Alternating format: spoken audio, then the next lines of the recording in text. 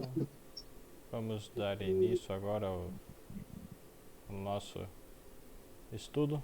Vamos começar então com uma oração. Vamos só permitir todos aqui. Então,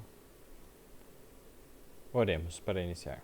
Senhor Deus e Pai, muito obrigado pela oportunidade de estarmos aqui reunidos para estudarmos mais a Tua Palavra.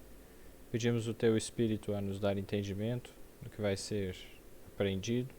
Seja o nosso professor, por favor, em nome de Jesus. Amém. Então, novamente, todos bem-vindos. Vamos começar o nosso estudo por meio do primeiro livro da Bíblia. Como nós vimos, as leis de saúde estão bastante relacionadas com a criação, os dias da criação. Então, em vários dos momentos, nós já vimos que Deus, quando criou a luz, o ar, a água, Ele fez a separação. Ele também deu uma atividade para o ser humano, então exercitar as faculdades físicas, mentais, intelectuais, e as espirituais também. Então tem várias coisas assim que Deus foi fazendo. E aí, vamos lá em Gênesis, capítulo 2. Quando Deus terminou a obra de criação, o que Ele fez? Gênesis capítulo 2, o verso 1 conclui, Assim os céus e a terra e todo o seu exército foram acabados. E havendo Deus for acabado no sétimo dia a obra que fizera, descansou no sétimo dia de toda a sua obra que tinha feito. E abençoou Deus o dia sétimo e o santificou, porque nele descansou de toda a sua obra que criara e fizera.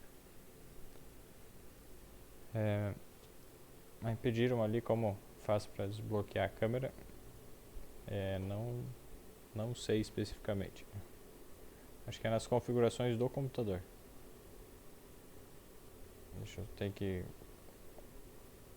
ativar o modo silencioso. Aqui.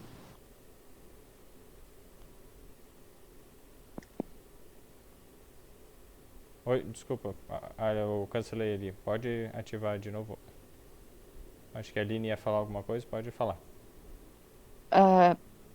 Pede para ela sair do grupo e entrar de novo, que aí vai pedir a configuração para ter acesso à câmera. Fica mais fácil. Isso. Obrigado aí pela dica. Então, vamos lá. Gênesis capítulo 2. Então aqui nós vemos que depois que Deus terminou a obra de criação, ali na metade do verso 2, descansou no sétimo dia de toda a sua obra que tinha feito.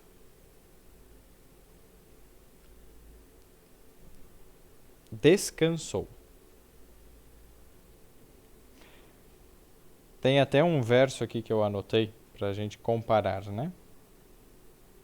Isaías capítulo 40, o verso 23.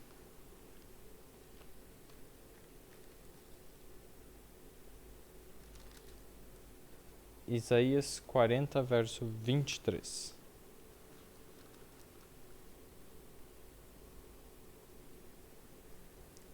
Quem achou aí e quiser ler, pode ler.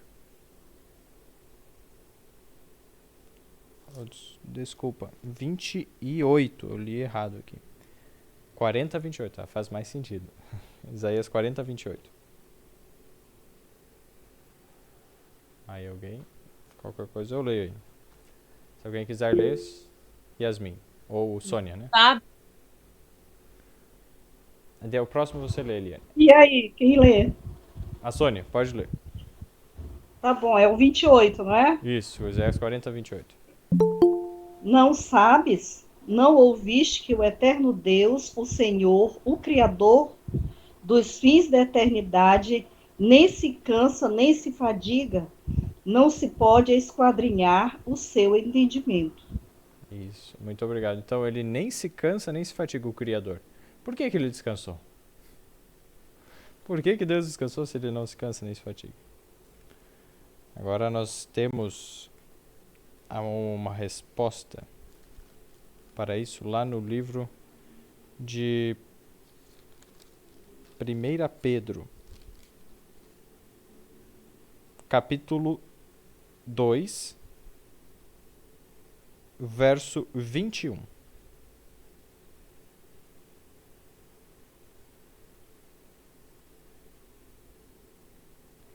Ele está falando num outro contexto, mas é interessante nós vermos. Eliane, se puder ler aí para nós daí, quando achar.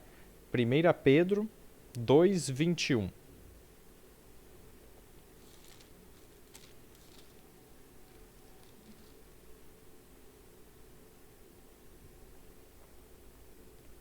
Vou só ativar o áudio daí.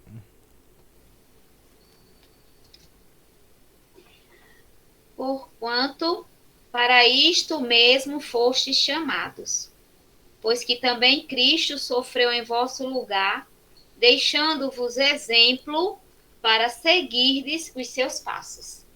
Amém. Amém. Muito obrigado. Enquanto isso, Eliane Correia, se puder abrir para nós o texto de João 13, o verso 15. O texto que a Ana leu, ele então diz o quê? Cristo padeceu por nós, deixando-nos o exemplo, para que sigais as suas pisadas. Quando ele veio aqui na terra, tudo que ele fez, tudo que ele sofreu, ele nos deixou um exemplo. Né? Para que nós sigamos as pisadas dele. Claro que nós nunca poderemos fazer o que ele fez, né? Morrer para salvar as pessoas, isso não. Mas devemos seguir as pisadas dele no que compete a nós, onde nós podemos caminhar. Ele fez o trajeto que nós nunca poderíamos fazer, que é, ele cruzou o abismo que o pecado criou entre nós e Deus.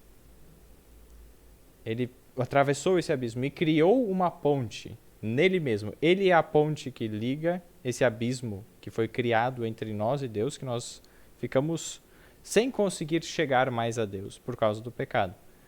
E aí, com Cristo, ele fez essa ponte.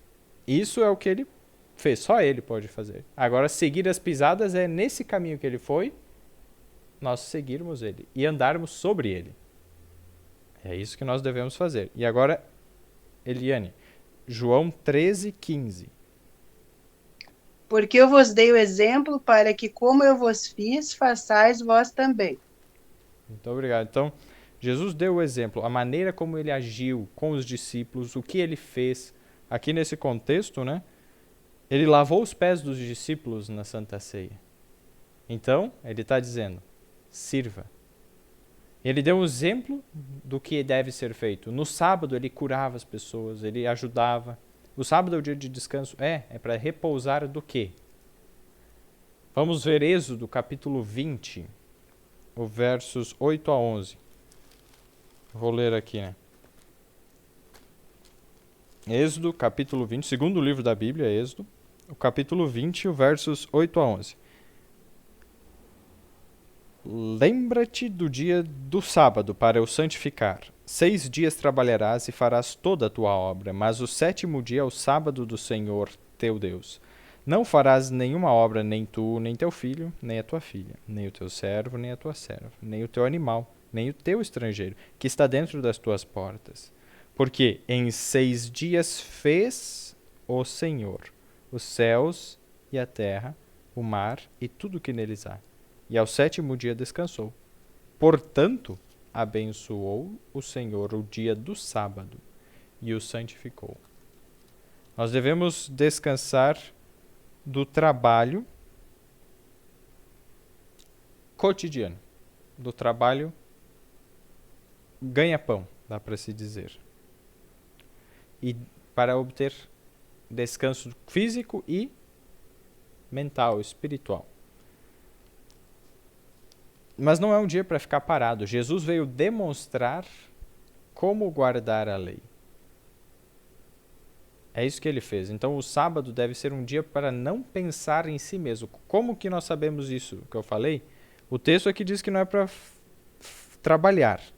A nossa obra. Veja só no verso 6. 6 dias trabalharás e farás toda a tua obra. Ou seja, a nossa obra de seres humanos, que nós precisamos fazer, trabalhar para obter o pão de cada dia, nós não devemos fazer no sábado.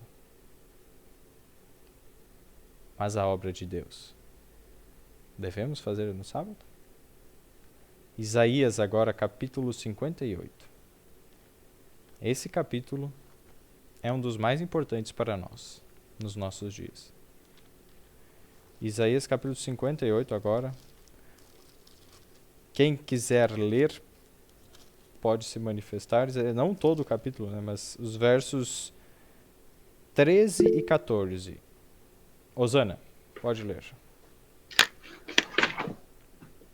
Isaías 58, 13 e 14. um pouquinho.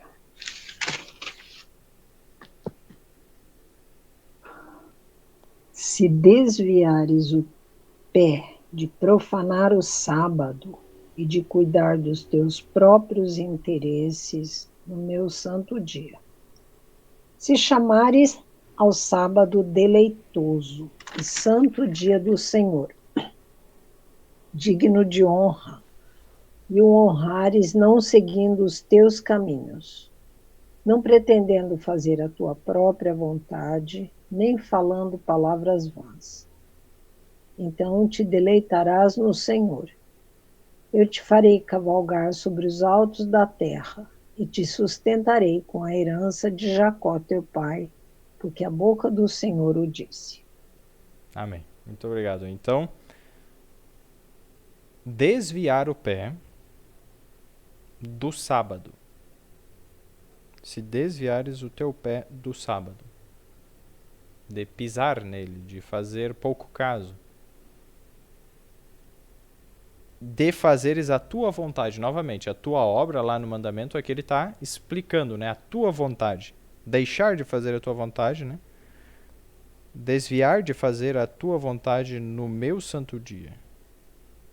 E o santo dia de Deus, não é nosso, né? E chamares ao sábado deleitoso, e o santo dia do Senhor, digno de honra, e o honrares, não seguindo os, novamente, teus caminhos, nossos caminhos, nem pretendendo fazer a tua própria vontade, nem, na minha até fala um pouco diferente, nem falares as tuas próprias palavras. As nossas próprias palavras são palavras vãs. E aí tem a recompensa. Muitos poderiam pensar, o sábado é o dia que dá mais lucro para algumas áreas de atuação. Se nós seguirmos o mandamento e o que Deus nos pede, nós podemos clamar essa promessa do verso 14. Se a condição no verso 13, né? Todo o verso 13 tem a condição. E o verso 14, a recompensa. Então te deleitarás no Senhor. Então vai haver uma alegria, um descanso, uma paz. E te farei cavalgar sobre as alturas da terra. E te sustentarei com a herança de teu pai Jacó. Jacó teve uma situação bem difícil, fez o que era errado, teve que fugir. E nessa fuga, longe da família, com o irmão perseguindo ele de morte, querendo matar ele, em Gênesis capítulo 28 ele deita e dorme lá no lugar deserto que ele está no caminho e usa uma pedra como travesseiro, né? E aí ele tem um sonho. Sem quem quiser ver depois, não vamos ler completamente aqui, mas essa história começa lá desde capítulo 27 de Gênesis, conta como é que foi o pecado de Jacó, que ele enganou seu pai, o seu irmão. E aí vem o capítulo 28, dos versos especialmente 12 a 17, vai contar um pouco melhor o sonho dele, né? E ele sonhou com uma escada que ligava a terra ao céu. Tocava na terra e tocava no céu. E essa escada havia anjos subindo e descendo sobre ela. João capítulo 1, o verso 51. Vou pedir para a Aline ler esse texto, por favor. João 1, 51.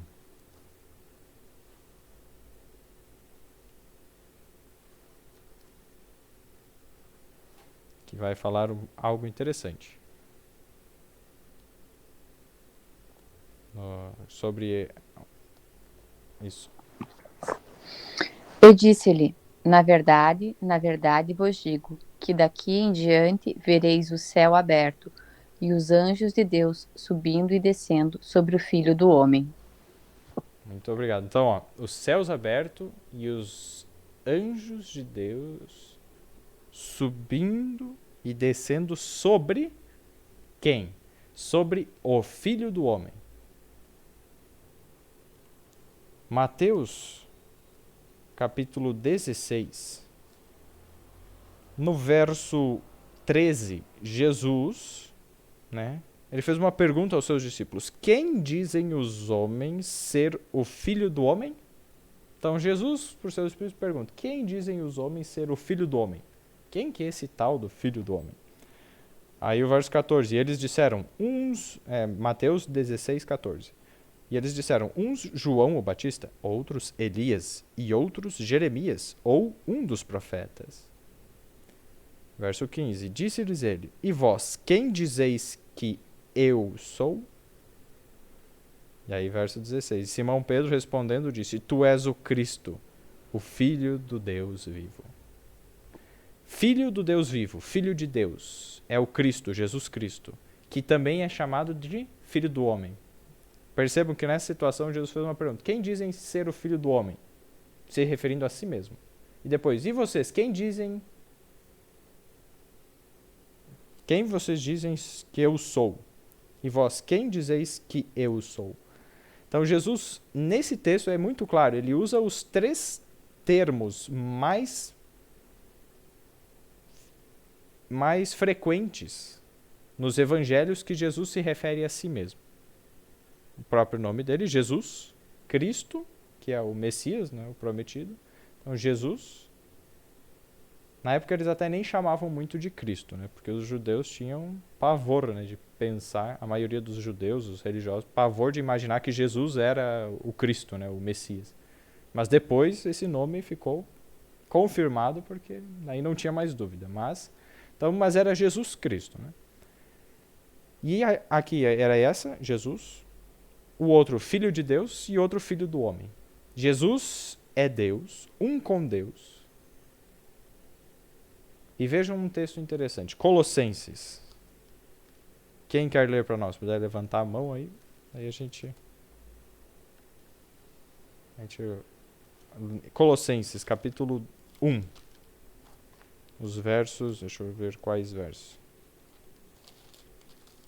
Capítulo 1, os versos 13 ao 17.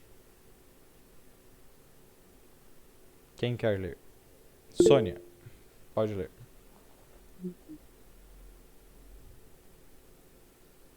Tem uma mãozinha nas opções embaixo. Isso, 1, 13, verso 17? Colossenses, capítulo 1, os versos 13 até o 17. Certo. Ele nos libertou do império das trevas e nos transportou para o reino do Filho do seu amor, no qual temos a redenção, a remissão dos pecados. Este é a imagem do Deus invisível, o primogênito de toda a criação, pois nele foram criadas todas as coisas, nos céus e sobre a terra, as visíveis e as invisíveis, sejam tronos, sejam soberanias, quer principados, quer potestades, tudo foi criado por meio dele e para ele. Ele é antes de todas as coisas, nele tudo subsiste. Ele é a cabeça do corpo da igreja. Ele é o princípio, o primogênito de entre os mortos, para em todas as coisas ter a primazia. Muito obrigado. Porque a prova até aí. É até o 17, eu já li demais. Mas foi bom o 18 também. Obrigado.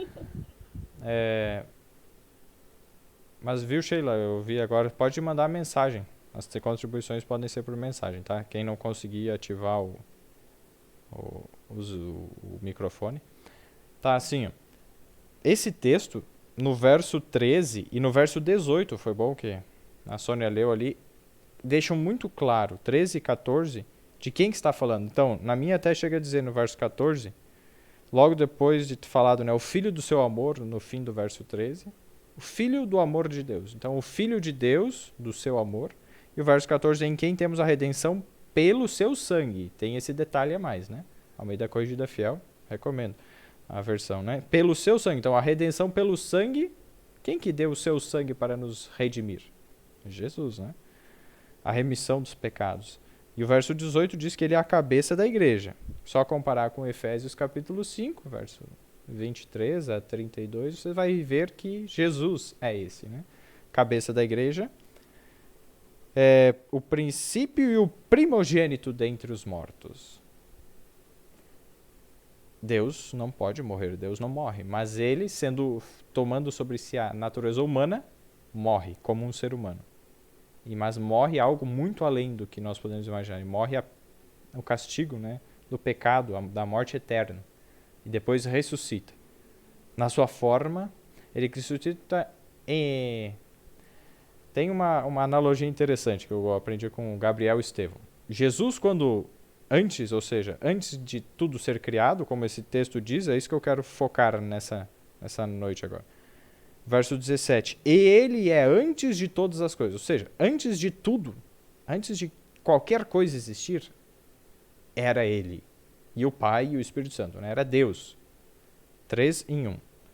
Ele é antes de todas as coisas e todas as coisas subsistem por ele. Então quer dizer que tudo está sendo mantido, subsiste por ele. Ele segura, mantém tudo existindo. Não é fácil isso. Nenhuma criatura conseguiria fazer isso. Somente o próprio Criador. E por isso que vem o verso 16. Nele foram criados, ou seja, sobre Jesus, dentro de Jesus, tudo foi criado. Todas as coisas visíveis e invisíveis. E o verso 15, a gente está voltando, né, uma escadinha assim. A palavra primogênito ali pode ser mal compreendida, mas na verdade esse primogênito de toda a criação seria na verdade o princípio de toda a criação, aquele que deu início a toda a criação. Porque foi a partir dele que tudo começou a existir, o princípio. Então, é dessa forma, né? Ele, sendo Deus, já começou a se humilhar desde o princípio. Não no sentido de não buscar para si um maior lugar, uma exaltação própria. Nós vemos esse princípio que isso já estava na mente de Deus em Romanos capítulo 16, o último capítulo de Romanos, o antepenúltimo verso, de Romanos 16, verso 25.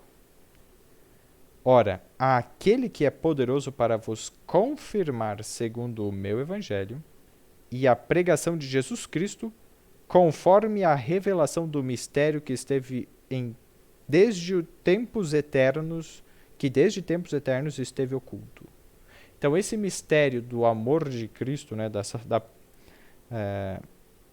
do evangelho de Cristo, que é a salvação, o amor de Deus por nós, o poder de Deus, esse que o verso 26 descreve, que se manifestou agora e se notificou pelas escrituras dos profetas, segundo o mandamento do Deus eterno, a todas as nações para a obediência da fé. Ou seja, Jesus, o fato dele ter entregado sua vida, se feito homem e morrido por nós, isso daqui foi desde os tempos eternos que Deus já tinha isso em mente. Jesus, desde os tempos eternos, já tinha decidido se entregar, caso fosse necessário. E aí, no momento certo, foi manifestado e ele se entregou. Então, a humilhação, Jesus, o fato dele se humilhar, doar-se, já começou lá desde o princípio. Então, o Filho de Deus, ele sendo o próprio Criador, se faz como um filho submisso e obediente. e nos dá o exemplo para que nós façamos como ele. E se nós vimos que em Colossenses que ele é o próprio Criador e nele tudo foi criado por ele e para ele, o texto diz. Essas duas coisas. Quando a gente entende, então, de quem que está falando, e a gente volta lá para Êxodo, o capítulo 31 agora. Êxodo 31, o segundo livro da Bíblia, Êxodo 31, verso 17. Vejam só esse detalhe interessante. Primeiro que achar aí, pode ler. Rosana. Entre mim e os filhos de Israel é sinal para sempre, porque em 6 dias fez o Senhor os céus e a terra, e ao 7º dia descansou, e tomou alento. Muito obrigado. Tomou alento. Se o próprio Deus, que não se cansa, faz isso de descansar no sábado, tomar alento, para nos dar o exemplo, se o próprio Jesus, na forma de Deus, desculpa, eu esqueci de comentar o detalhe, né? Jesus, então, antes de ter se feito homem, era Deus, na forma de Deus, né? Já havia começado a sua demonstração da sua humildade. Ele não buscava a glória para si, né? Tanto que Satanás teve inveja dele, como ele, que não tem tanta glória assim, é maior do que eu. E aí Satanás busca a glória para si mesmo. Aí começou o pecado de Satanás. E Satanás tem uma intriga principalmente com Jesus, né? E aí Jesus antes era Deus. Depois Jesus se fez homem. E aí quando Jesus ressuscita, ele ressuscita como Deus, novamente, mas em forma de homem. Jesus passou por três assim, naturezas diferentes, né? Primeiro era Deus, totalmente Deus. Depois, homem, totalmente homem. Não deixando de ser Deus, né? Mas ele ocultou a sua divindade. Filipenses 2 coloca bem isso, né? Os versos 5 a 8, se não me engano. E aí depois, ele ressuscita como Deus em forma de homem. Ele recebe todo o poder e toda a autoridade. Então agora ele tem novamente a glória que ele tinha junto com o Pai antes dos séculos eternos. Como João 17 ele descreve, né? E aí, quando a gente tem ideia de quem que está aqui falando e por que ele fez isso, a gente começa a entender que Deus, então, ele fez o sábado para que nós tomássemos alento, nos restaurarmos na presença de Deus. Não fazendo a nossa vontade, nem seguindo os nossos caminhos, mas seguindo a vontade de Deus, os caminhos de Deus. Não fazendo a nossa obra, mas a obra de Deus. Esse é um aspecto essencial do verdadeiro descanso que nós vamos encontrar em Deus. E o preparo para o sábado começa quando termina o sábado. Ao pôr do sol do sábado, de primeiro dia da semana, já começa o preparo para o próximo sábado. E sobre isso, né, o do sono físico, vamos só ver alguns poucos versos agora, tinha mais, né, mas devido ao tempo vamos resumir aqui. Salmo capítulo 3.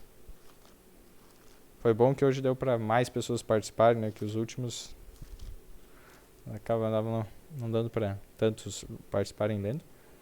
Salmo capítulo 3, o verso 5. Eu me deitei e dormi. Acordei porque o Senhor me sustentou. Deitarmos e dormirmos. Acordarmos. Em tudo isso, Deus nos sustentou. Amém? Salmo capítulo 4 agora, o verso 8. Em paz me deitarei, também me deitarei e dormirei.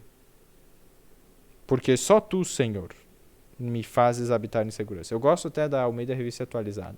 Em paz me deito e logo pego no sono. Porque só tu, Senhor, me fazes repousar em segurança. Então, o diferencial é que ela traz a palavra e logo pego no sono. Por quê? Porque é só Deus que nos faz repousar em segurança. Quando nós nos entregamos inteiramente a Deus, as preocupações, aflições, ansiedades somem. E qual uma das melhores maneiras de fazer isso? Guardando o sábado. Que aí nós obtemos deleite, paz, descanso, restauração. Seguindo o exemplo de Jesus, que é o nosso Senhor, o nosso Criador, o nosso Redentor e Salvador. Então, Salmo agora, capítulo 127, o verso 2. Na minha versão, ela não traz uma palavra interessante. Mas, Osana, pode ler para nós, por favor? Salmo 127, o verso 2. Inútil vos será levantar de madrugada, repousar tarde, comer o pão que penosamente granjeastes, aos seus amados ele o dá enquanto dormem. Muito obrigado. Aqui está dizendo, desde o verso 1, que se o Senhor não edificar a casa, em vão trabalham os que edificam. Se o Senhor não guardar a cidade, em vão vigia a sentinela. As nossas obras, elas somente têm valor, somente vão produzir algum benefício para nós mesmos. A gente só vai poder desfrutar se Deus estiver sustentando, cuidando, conduzindo. Se Deus não estiver, nós não temermos a Deus, ou seja, amarmos Ele, obedecermos Ele, respeitarmos Ele, procurarmos seguir o que Ele nos ensina, recomenda e nos aconselha, aí vem o verso 2. Inútil vos será levantar de madrugada, repousar tarde, dormir tarde, comer o pão de dores, pois assim dá Ele aos seus amados o sono. Então, a ideia é que se a gente fica na correria só pensando em trabalho, trabalho, trabalho e não se lembra de Deus, a gente perde o principal. Mas se a gente se coloca Deus em primeiro lugar, começa o dia com Deus, lembra-se, né, no meio do dia, se lembra de Deus e busca Ele, e no final do dia entrega tudo a Ele e vai deitar mais cedo. Enquanto dormimos, Deus vai dar tudo isso que nós muitas vezes corremos atrás desesperadamente. E tem um verso muito interessante até, nós percebemos em Eclesiastes, capítulo 4, o verso 6. Como que Deus vai fazer isso? Enquanto nós dormimos, sim, Deus dá o nosso pão, Deus vai proteger o nosso trabalho, os nossos bens, porque são dele. Tudo é dele. Eclesiastes capítulo 4, verso 6. Quem achou e quiser ler, pode ler. Posso ler. Melhor é um punhado de descanso do que ambas as mãos cheias de trabalho e correr atrás do vento. Muito obrigado. Então, melhor é um punhado de descanso do que ambas as mãos cheias de trabalho e correr atrás do vento. Isso. Essa é a ideia mesmo. Na minha versão ele até deixa um pouco mais claro, porque ele traz assim, ó, melhor é a mão, singular, né, cheia com descanso, do que ambas as mãos cheias com trabalho e aflição de espírito. É melhor mesmo. Por que isso acontece? É que é difícil traduzir. Tem muita coisa que não é assim algo premeditado, de maldade dos tradutores, não. Mas pode acontecer, né? É um estudo para outro momento. Mas assim, no hebraico eles falavam as coisas muito diretamente. Por exemplo, na minha Bíblia, as palavras que não tem no original, elas estão em itálico, estão deitadinhas assim, né? Então o texto no original seria mais ou menos assim, ó, melhor é a mão cheia, descanso, do que ambas as mãos cheias, trabalho e aflição de espírito. Então ele faz uma ideia meio direta, assim. A mão cheia, descanso. As duas mãos cheias, trabalho. Então a mentalidade deles, a forma de se expressar é diferente. Então, Deus tira o nosso apego às coisas desse mundo. Então, em vez de a gente buscar ter as duas mãos cheias, mas com isso a gente perde a saúde e fica angustiado, Deus ajuda e nos ensina a gente ficar contente com o necessário, até às vezes mais do que o necessário. E não ficar amando as coisas do mundo para investir toda a nossa energia nisso. Mas amar a Deus sobre todas as coisas. E ao próximo como a nós mesmos. Amém?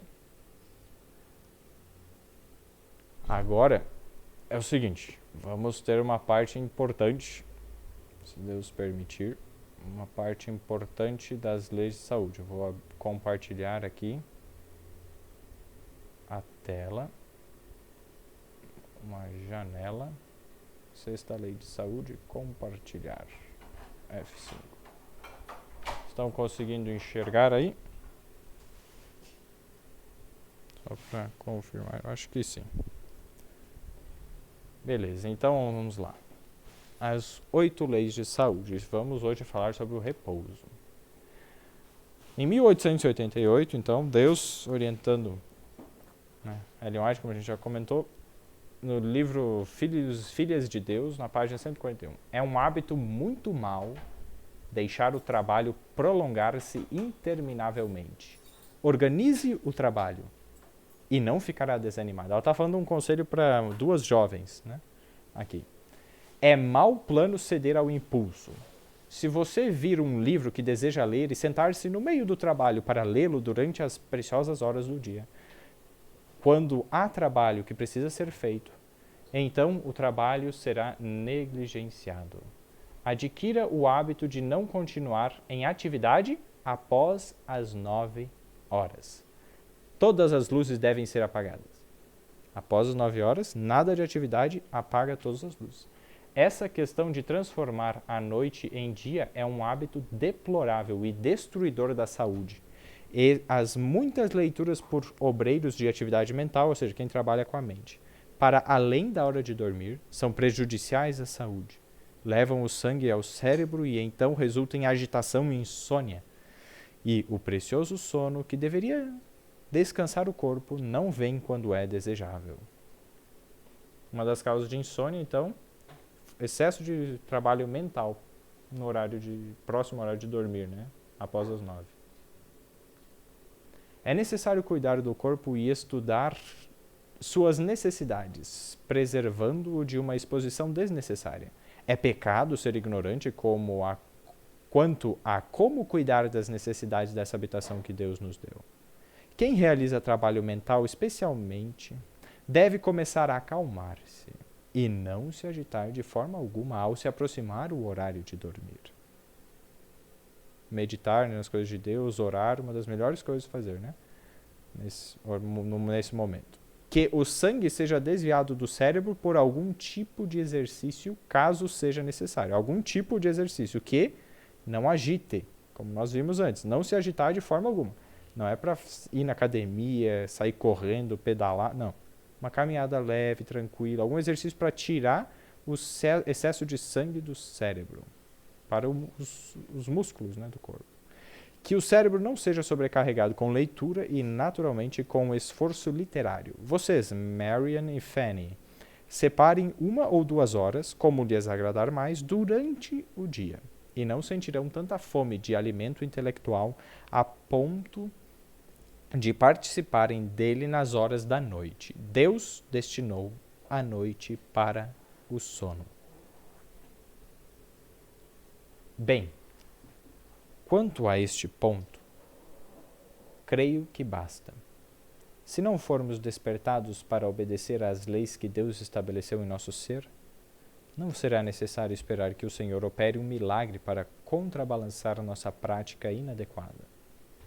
Devemos colocar a razão em funcionamento e fazer o máximo para aprender o que devemos realizar, a fim de não formar hábitos para perseguir certo curso, porque somos inclinados a ele, mas romper cada hábito que seja prejudicial à saúde, pois Deus requer isso de nós. Então, com fé, podemos pedir que Deus nos ajude e Ele o fará. Tenho especial preocupação por Fanny. Quero que se recupere desse nervosismo e insônia. E, a fim de conseguir isso, ela deve tomar tempo para descansar o cérebro, a fim de que os nervos não saiam completamente do tom, como o nosso velho órgão, né? Tipo um piano, né? Só que com um ar. Né? Quando Fanny se encarregar disso, encontrará meios de melhorar a saúde. Lamento muito por Fanny. Ela tem boa estrutura, ossos grandes e deveria ter nervos e músculos bons e saudáveis. E a razão pela qual não os tem é porque abusa das faculdades mentais e nervosas por sobrecarga. mantendo-se tensa, alerta, quando a razão devia tomar as rédeas e mantê-la em obediência às leis de Deus que controlam o organismo humano. Ela precisa ter a mente e a consciência despertadas quanto a essas coisas. E precisa usar cada aptidão que Deus lhe concedeu para restabelecer-se, a fim de que use essas faculdades como dons de Deus e tenha hábitos saudáveis a fim de exercer todo o seu trabalho. Fanny, você precisa de um pouco de exercício físico, dentro e fora de casa, todos os dias. Se ficar cansada, isso aliviará o cérebro. Que esse exercício representa, deixo para que você conclua. Você mesma pode planejá-lo. Use seu tato e as faculdades do cérebro para programar o que fará diariamente em relação ao exercício físico. E desejo que desperte quanto a essa questão. Não seja impulsiva, mas submeta-se a regras regulares e à ordem. Encarregue-se de você mesma. Decida-se e, quando o Senhor notar que você está fazendo por si o que pode para conservar-se com saúde, Ele fará de sua parte aquilo que você não pode. Agora, entrego a guarda da mente e do corpo de vocês à sua iluminada consciência e ao poder de Deus, que operará com seus inteligentes esforços para se manterem bem, a fim de que prestem a Deus melhor serviço. Não como uma oferta enferma e doentia. Desejo que May Wallen sinta que deve cuidar da saúde e proteger-se contra resfriados e exposição desnecessária. Desejo que vocês se conservem com saúde, como solene dever que lhes cabe. Não devem agir por impulso ou pelas circunstâncias, mas com sólida razão. Vocês precisam estudar da causa para o efeito. Não quero que se sobrecarreguem, mas desejo que sistematizem seu trabalho de tal modo que consigam realizá-lo sem corrosão e constante desgaste. Deus deseja que o façam, e Ele as ajudará. Tão somente sejam leais a si mesmas. E aqui, para encerrar essa parte, né, dessa carta que ela fez, né, os conselhos. Acordem pela manhã. Importantes conselhos. Fixem a hora de levantar cedo e a levem a sério. Depois se recolham cedo também. E verão que superarão muitas desordens dolorosas que afligem a mente, causando sentimentos sombrios, desânimo e infelizes atritos que as desqualificam para fazer qualquer coisa sem um grande esforço. Espero e oro para que essas palavras não representem conselhos fúteis, mas que vocês ajam em harmonia com elas. May, especialmente, deve considerar o que precisa fazer e depois não ser lerda e desanimada, mas realizar o trabalho pronta e alegremente, como se o fizesse para Jesus Cristo. Bom, deixa eu só encerrar aqui por agora a apresentação. Sobre o que nós acabamos de ver. Quais os principais tópicos? Estabelecer um horário para acordar cedo e o levar a sério. E estabelecer um horário para dormir cedo. Quanto cedo? No máximo até às 9. Às 9 horas, cessar todo o trabalho e as luzes apagadas. Eu tenho que admitir que esse é uma dos meus pontos fracos ainda. Mas essa semana eu pedi ajuda a Deus. Se essa é a vontade de Deus, se nós acabamos de estudar que essa é a vontade de Deus, Deus quer isso para nós. Para quê? Para que tenhamos, como nós vimos ali, mais tranquilidade, mais disposição, que quando nós formos fazer algum trabalho, a gente não tem que fazer um grande esforço, ou seja, a gente vai ter mais energia, mais vida, mais saúde. Se nós pedirmos para Deus mudar o nosso coração, nosso gosto, se a gente primeiro se dispor a isso, se a gente colocar perante Deus, olha, Senhor, eu gosto disso, eu sou inclinado a dormir tarde, por exemplo, é a minha tendência natural é essa. Eu entreguei para Deus essa semana e disse, Senhor, eu me propõe. Eu percebi que uma das coisas que mais fazem eu dormir tarde é ou o celular, essa é a principal, ou às vezes quando eu estou fazendo pão, e daí eu invento de fazer pão ali, e aí fica em função aí. Não, então já se planejar fazer pão de manhã, né? E essa semana me propus, na verdade foi ontem, né? Me propus a partir das 9 horas não mexer assim mais no celular, a menos que seja algo assim urgente, né? Existem exceções, mas como regra, não mexer mais no celular após as 9. Todas as luzes apagadas. E 1 João, o texto que eu quero ler com vocês, capítulo 5. Como nós vimos, se essa é a vontade de Deus, mesmo que a gente tenha dificuldade, mesmo que não seja natural para nós, a nossa inclinação leve para outro caminho, olha a promessa de Deus. 1 João, capítulo 5, verso 14. E esta é a confiança que temos nele, em Jesus, o Filho de Deus. Que, se pedirmos alguma coisa segundo a sua vontade, ele nos ouve. Então, a confiança que nós temos que, se pedirmos alguma coisa segundo a sua vontade, a vontade de Jesus, ele nos ouve. E olha só o verso 15, 1 João 5,15. E, se sabemos que nos ouve em tudo o que pedimos, sabemos que alcançamos as petições que lhe fizemos. Pela fé, eu acredito que eu já alcancei isso que eu pedi para Deus, de conseguir dormir cedo. Agora vai ser um processo, né? Vai ter algumas recaídas, mas estamos no caminho. E tem mais algumas coisas que eu queria compartilhar aqui com vocês sobre essa questão do sono. Deixa eu ver aqui, janela, compartilhar, Shift F5. Muitos condescendem com o pernicioso hábito de comer justamente antes da hora de dormir. Podem haver ingerido 3 refeições regulares, todavia, por sentirem uma sensação de fraqueza, como se fosse fome, comem um lanche, ou 4ª refeição. Cedendo a essa prática errônea, ela se tem tornado hábito, e eles sentem como se não pudessem dormir sem fazer um lanche antes de ir deitar-se. Em muitos casos, a causa dessa sensação de fraqueza é haverem os órgãos digestivos sido já sobrecarregados durante o dia no digerir comida prejudicial empurrada no estômago demasiado frequentemente e em quantidades excessivas. Não são todos os casos, mas que nem ela disse, em muitos casos, né? Seguindo, né?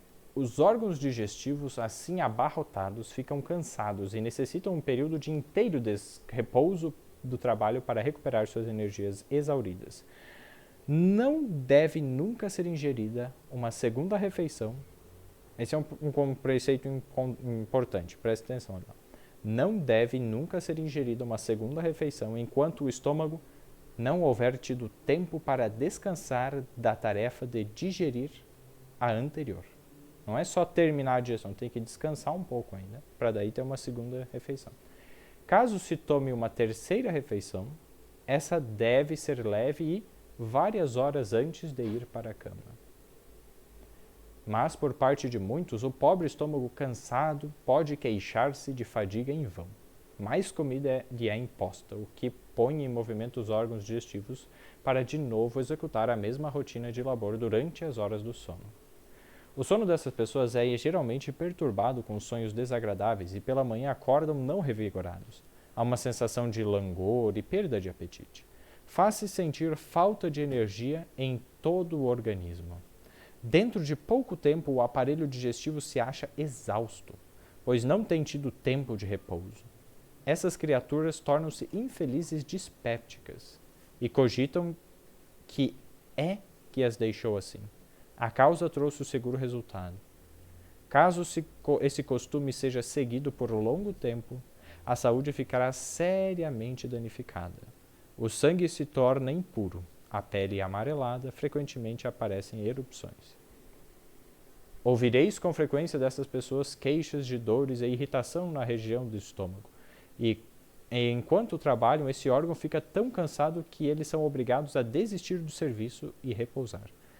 Elas parecem não saber a que atribuir esse estado de coisas, pois, a não ser isso, estão aparentemente bem de saúde.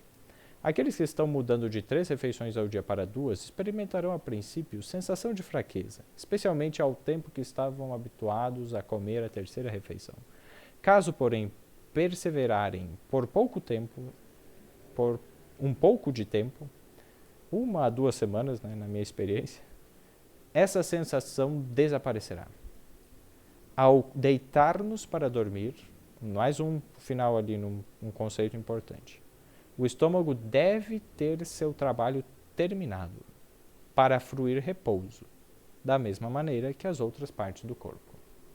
O trabalho da digestão não deve ser levado avante durante qualquer período das horas do sono. Depois de o estômago, que foi sobrecarregado, haver cumprido sua tarefa, fica exausto, o que ocasiona sensação de debilidade. Aí muitos se enganam e pensam que seja a falta de alimento que produz essa sensação e, em vez de dar ao órgão tempo para repousar, ingerem mais comida, que pelo momento faz desaparecer aquele mal-estar. E quanto mais se condescende com o apetite, tanto mais serão suas reclamações para ser satisfeito. Essa debilidade é, em geral, o resultado de comer carne e de comer frequentemente e demasiado. Na hora não se sente, né, o resultado, mas ao longo ele vai enfraquecendo o estômago. O estômago fatiga-se por estar sempre em atividade, digerindo comida que não é das mais saudáveis. Sem tempo para recuperar-se, os órgãos digestivos se enfraquecem, e daí a sensação de esvaimento e desejo de comer com frequência. O remédio de que essas pessoas precisam é comer menos frequentemente e em menor quantidade, e satisfazer-se com alimentos simples, tomando-o 2 ou, quando muito, 3 vezes ao dia. O estômago deve ter seus períodos regulares de trabalho e de repouso, e, portanto, o comer irregularmente e entre as refeições é perniciosíssima violação das leis da saúde. Com hábitos regulares e comida apropriada, o estômago se restabelecerá gradualmente. Quase deu sono agora, né, Gi? É tanto ouvir a leitura aqui. Mas, então, queridos, essa seria a parte principal do nosso estudo. Teriam algumas outras partes, assim, mas é algo mais técnico. Nos próximos slides, se alguém tiver assim, interesse, tem um vídeo que depois eu vou estar postando ali, que nós fizemos uma série, não assim dessa forma como eu estou passando para vocês, mas a parte mais científica está naquele vídeo que tem 4 horas de duração. Mas é só ir até a parte específica que fala sobre o sono. Eu vou mandar depois o minuto, né? Exatamente, que vai ter os mesmos slides que eu passaria agora, mas devido ao tempo não vou passar. Eles estão lá, para podermos abrir esse espaço final para perguntas, contribuições, que se cada um quiser compartilhar. Então, a palavra está aberta.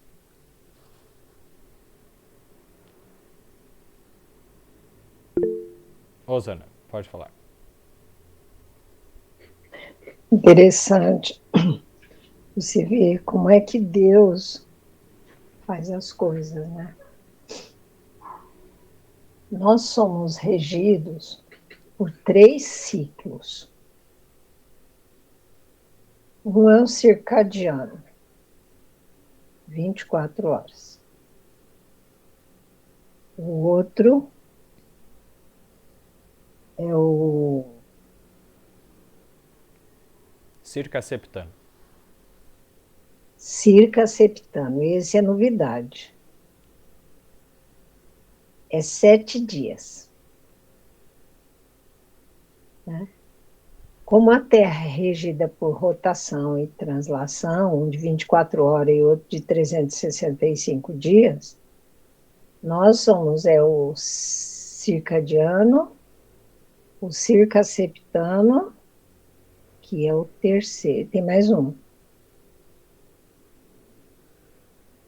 Vou lembrar. Acontece que cada 7 dias, pensando na ciência, O nosso metabolismo é alto todo dia. Mas a ciência conseguiu comprovar que tem um dia na semana que o metabolismo é mais baixo. Vou dar um exemplo. Quando você vai para o hospital, você precisa passar por um processo, uma cirurgia. Dificilmente você vai para uma cirurgia pensando, oba, estou feliz, vou para o melhor hospital, com o melhor médico, para o melhor procedimento, com todos os recursos, e vou sair nota 10. A gente vai preocupado, né? Mesmo que você não queira que o profissional seja nota 10, desculpa, a gente vai preocupado. E aí, quando você vai preocupado, o médico sabe que o seu metabolismo vai subir. Aí, quando ele vai usar as aminas, né, as dopaminas, ele vai baixar o teu metabolismo para ele poder fazer o procedimento. Se tiver que fazer intubação, essa coisa toda. Mas o que acontece, que a ciência descobriu, é que num bendito dia da semana, esse metabolismo ele não sobe. Ele está praticamente ali, ó. E quando acontece isso, quando o indivíduo precisa ser entubado, coisa assim, a probabilidade dele sair do tubo é muito pequena. E ele acaba evoluindo para uma traqueostomia, porque o cérebro demora a acordar. E em São Paulo, tem um hospital que não é denominacional, e eles sabem disso, mas não sabem dessa forma que eu estou falando. E esse dia é sábado. Eles não fazem cirurgia eletiva no sábado, aquela que você elege. Só faz cirurgia emergencial. Porque a probabilidade do indivíduo evoluir para a morte é muito pequena, é muito grande. Beneficência portuguesa, né? É. O nome do hospital. É um hospital católico. Eles não fazem. Eu estava conversando com um rapaz que trabalha lá no Instituto do Câncer, onde eu faço acompanhamento, e o rapaz me disse, é verdade, eu trabalho lá também.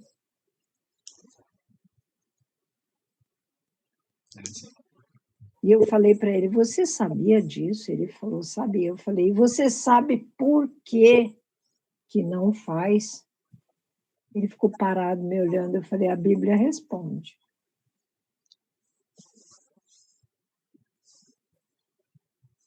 Então, Deus, quando faz a gente, Ele fez a gente. Agora, é interessante é que Deus, na sua misericórdia tão grande, mesmo que a gente tenha hábitos errados, Ele usa de recursos para poder ajudar a gente, né? Eu tomei 10 anos de antidepressivo. Faz quase 20 anos que eu estou sem remédio. Eu durmo com um copo d'água. Como? Era inviável sair do Arupax.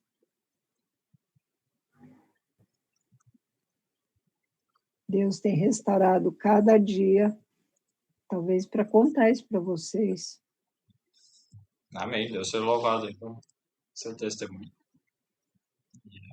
Exatamente isso, né? Deus, ele dá o sono, né? Como nós estudamos ali.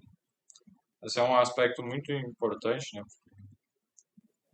Uma das formas que muitas vezes Satanás tenta nos pegar é quando nós estamos fracos, sem forças, esgotados. E aí ele consegue mais facilmente nos tentar e nós cairmos em tentação.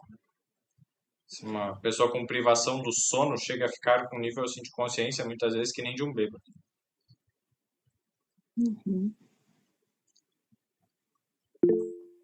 O Eric, tem mais uma coisa, Eric. Cada hora que a gente vai dormir, duas coisas. Você começa a se preparar para dormir a hora que você levanta. Hormonalmente falando. De manhã é cortisol em alta. À tarde é melatonina. Só que cada hora que você for dormir, cada hora antes da meia-noite corresponde a 2 horas. Depois da meia-noite é 1 hora. Então, se você às vezes vai precisar, já aconteceu comigo, eu tenho que estudar para uma prova e tá com pouco tempo, tá em cima da hora. Em vez de muitas vezes, muita gente faz, vai até ficar acordado, né, 7, 8, 9, 10, 11, 12, 1 da manhã, vai dormir 2 da manhã e depois... Eu lembro que eu algumas vezes já fiz, eu ia dormir cedo, 8, 9 horas, acordava 3 da manhã, dá mais resultado, você está mais disposto e mais descansado. É isso aí, então você dormir antes da meia-noite, esse é um horário de ouro, né? Que ele vai ser mais... Mas o melhor o máximo do máximo é 11 horas. Porque se você for dormir 11 horas e acordar 6 horas, você dormiu 8 horas. Você vai falar, que matemática é essa? Agora, se você for dormir 7 horas da noite, até meia-noite, você dormiu 10 horas. Eu falei isso para o rapaz lá em São Paulo. O rapaz trabalha de Uber à noite. Eu falei, por que você não dorme das 8? Você vai demorar 3 dias para você aprender isso. Das 8 da noite até 1 da manhã, você já dormiu 9 horas. Aí vai trabalhar, vai para a rua. Você quer ir trabalhar de noite, vai. É interessante os conselhos que nós vimos ali, né? Uma das coisas, comer logo antes de dormir acaba sendo também prejudicial, porque aumenta os níveis de glicose no sangue, o açúcar no sangue, né? Os níveis mais altos de açúcar no sangue vão impedir que alguns hormônios muito importantes sejam liberados na quantidade adequada, como a testosterona e o GH, o hormônio do crescimento, né?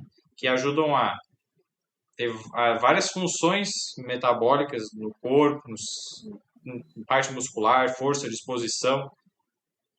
Então é importante nós, o mais cedo nós pudermos dormir, né?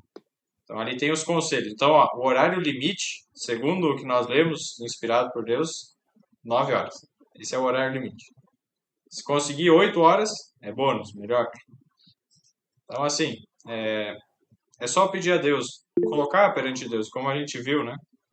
Não é fácil. Tem algumas situações, algumas rotinas, cada pessoa, Deus sabe o caso, mas leve a Deus em oração. Deus sabe o seu caso. Deus sabe como pode ser feito, né? Cíntia, tem um comentário ali.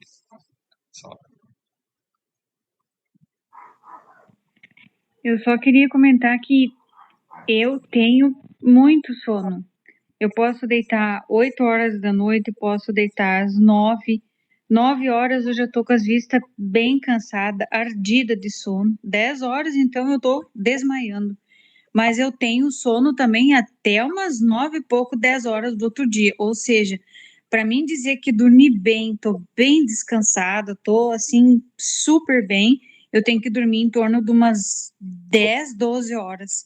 Porque quando eu preciso dormir 6 horas e daí tenho que acordar cedo, no outro dia eu me sinto um tanto irritada. Eu não dormi bem, não dormi tantas horas que o meu corpo ou que a minha mente achou que deveria de ter dormido mais e não consegui ou não pude.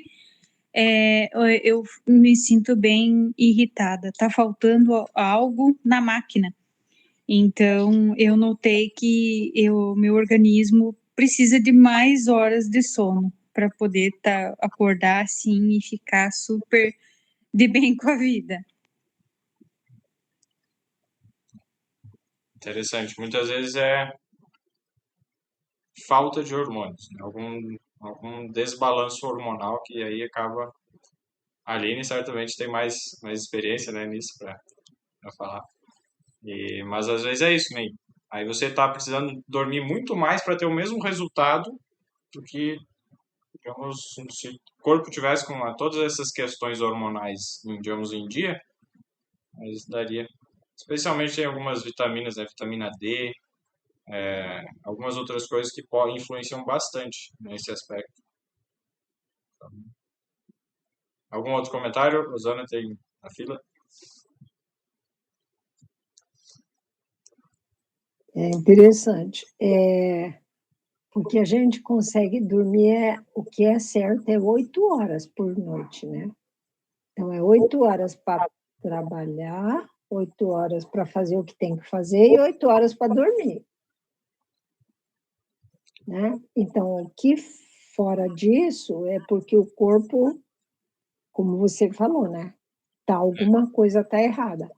E o cérebro da gente, ele só entende uma coisa de cada vez. Então, é para dormir, é para dormir. É para comer, é aquele horário para comer e não é para estar com a cabeça lá adiante. Entende? É aquilo, é ali, é concentrado.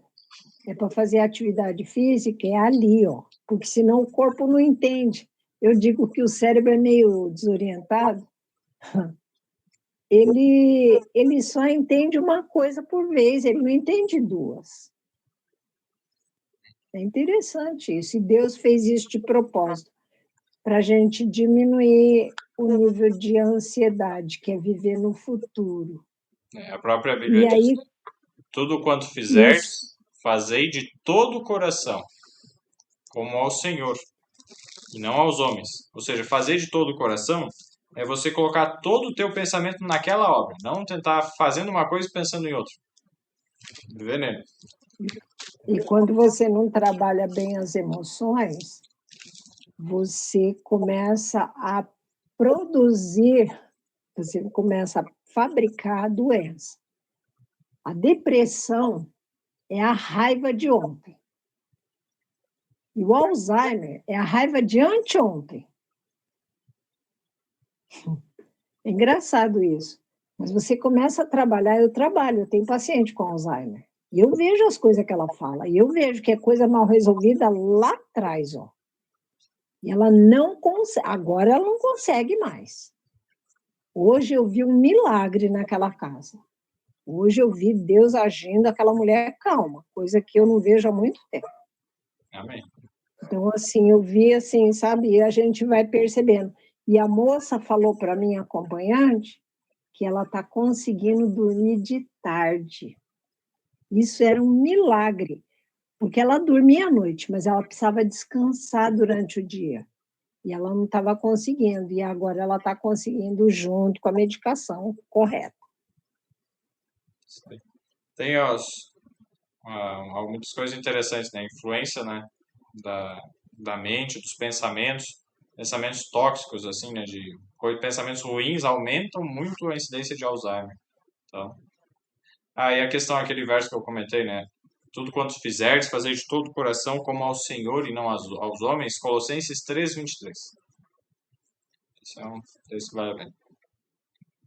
Alguém? Aline, pode fazer esse comentário. Sobre o excesso de sono, tem que investigar os hormônios. TSH normalmente está baixo, testo está baixo, que aí faz elevar a melatonina. Interessante. Uma das formas também de ajudar a melatonina a subir, né, desde cedo, é os primeiros raios de sol que você puder pela manhã, deixe eles entrarem nos olhos. Ou seja, vai dar uma caminhada de manhã cedo, sol apareceu, se usa óculos, tira o óculos e deixa a luz, vai olhando para o horizonte, assim, não olha diretamente para o sol, assim, mas deixa ele de canto ali aparecendo, né, no canto do olho. E essa luz do sol e olhando para o horizonte já vai estimulando toda a maquinaria cerebral a produzir e armazenar melatonina para daí, perto da noite, liberar e aí isso ajudar todos os outros hormônios, né? A outra coisa que ajuda também é linhaça. Para essa questão, a linhaça ela é fonte de óleos essenciais e assim triturada fresca, crua, e o consumido em até 3 dias. Então, pega a linhaça inteirinha de semente. Quando for comer ela, tritura no liquidificador assim seco e faz uma farinha bem triturada. E põe na comida. Junto na comida, pode ser de manhã, 2 colheres de sopa. E todo dia isso. E aí faz a cada 2, 3 dias você faz essa tritura, né? Não muito por vez, né? Então, para durar no máximo 3 dias. Senão ela oxida. Né? Então, é uma coisa que vai ajudar a aumentar os níveis de testosterona e essa questão do sol ali pela manhã. Rosana. Lá na clínica, quando eu estava lá, eles faziam um mix de um chá para dormir, porque tinha muita gente com problema de insônia, né? Então, era uma mistura de chá que fazia com lúpulo, valeriana, erva cidreira, folha de maracujá e talo de alface. Aí eu vim aqui no Rio de Janeiro, eu fui experimentar usar esse chá na banheira de hidromassagem. Ele faz espuma, assim, ó, parece que você botou sais de banho dentro da banheira. E o interessante que eu observei aqui é que pacientes que tinham problema de insônia tomavam banho com isso e iam dormir. Aí eu falei, mas nem todo mundo tem uma banheira de hidromassagem em casa, né? Então, o que a gente fazia também para ajudar? Fazia um escaldapé à noite antes de dormir. Ou tomava um banho morno. E o sono vinha. E dormia. Como eu disse, né?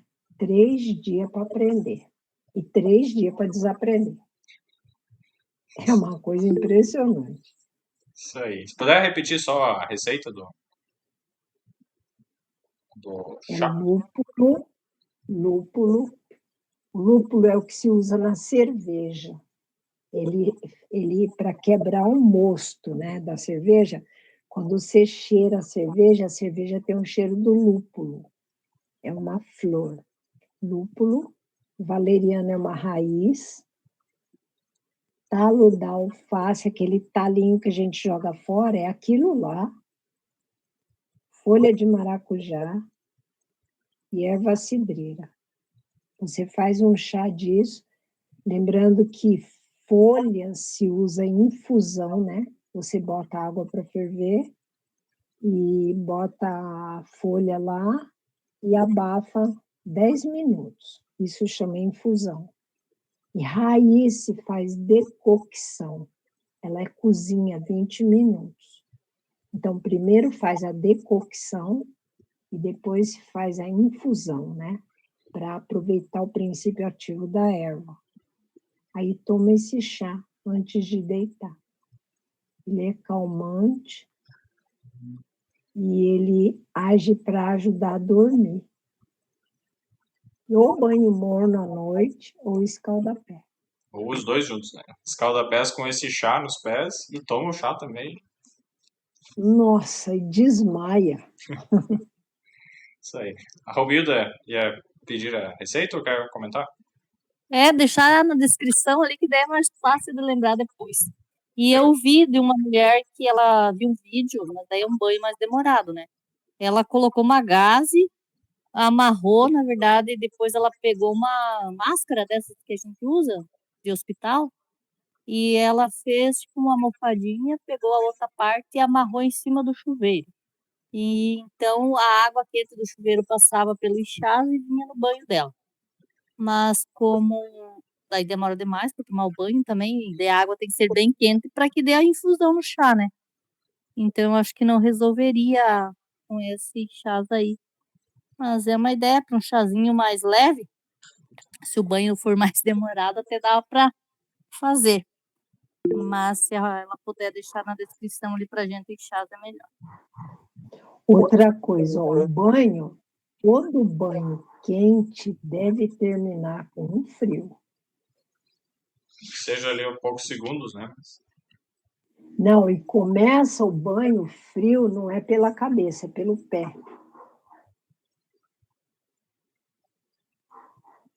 Interessante isso.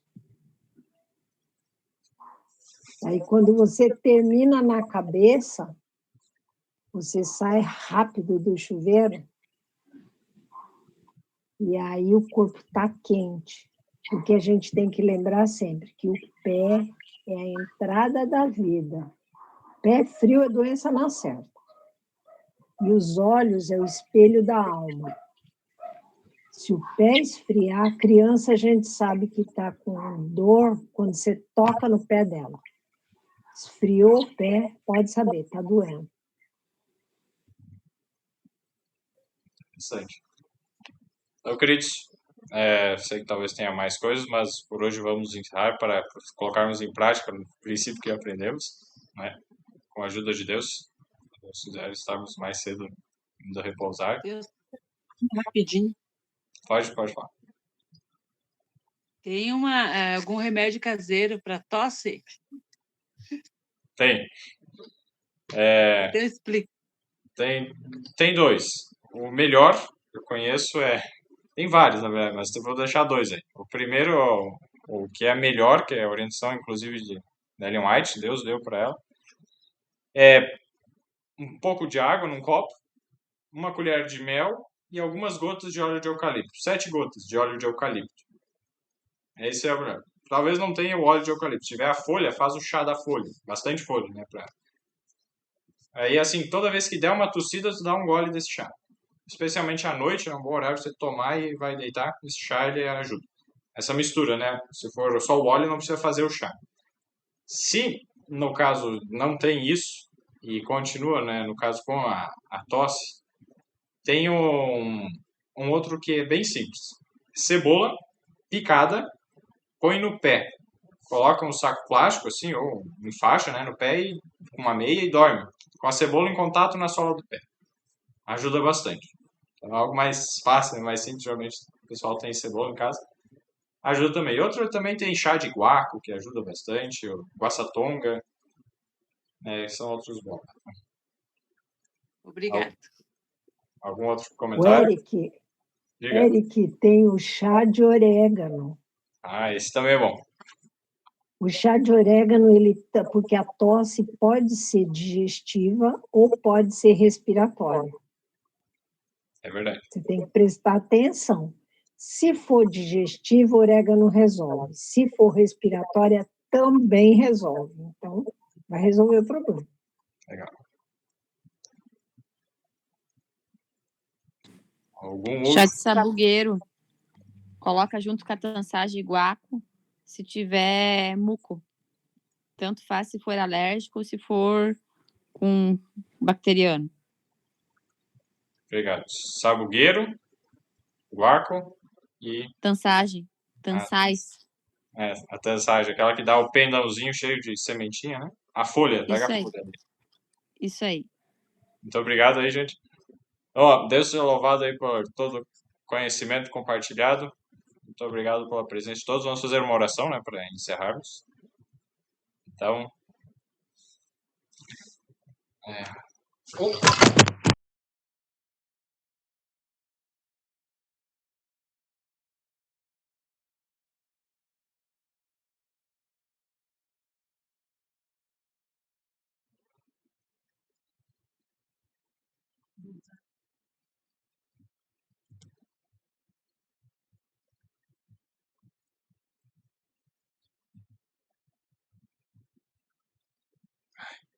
Senhor Deus.